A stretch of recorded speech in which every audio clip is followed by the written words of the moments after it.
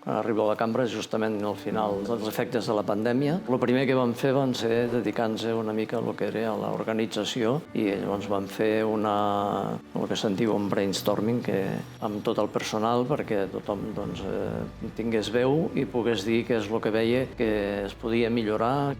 Va començar a treballar ja el que en aquell moment era l'acord d'associació amb la Unió Europea, que el govern estava justament en negociacions en aquell moment amb la Comissió Europea. Vam treballar-hi bastant perquè just el que calia era aportar la idea i la visió de l'empresariat per ajudar a donar eines al govern per poder negociar potser millor. També vam anar a Brussel·les a tindre una reunió amb les comissions permanents dels països veïns i direccions generals de diferents àmbits.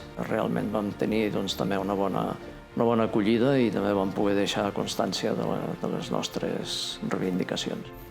El Consell del Sector Privat del Turisme realment creiem que és una entitat que està recolzada per la cambra, també amb la col·laboració de la CEA, i que ens aporta molt perquè representa el 40% del producte interior brut a nivell turístic, on hi ha representats tots els principals. L'objectiu és d'intermediar i d'aportar també, com sempre, de cara a les administracions, totes les inquietuds i idees de millores també, inclús per poder anar cap a un turisme de més qualitat i més sostenible, i tota la consciència hi és total.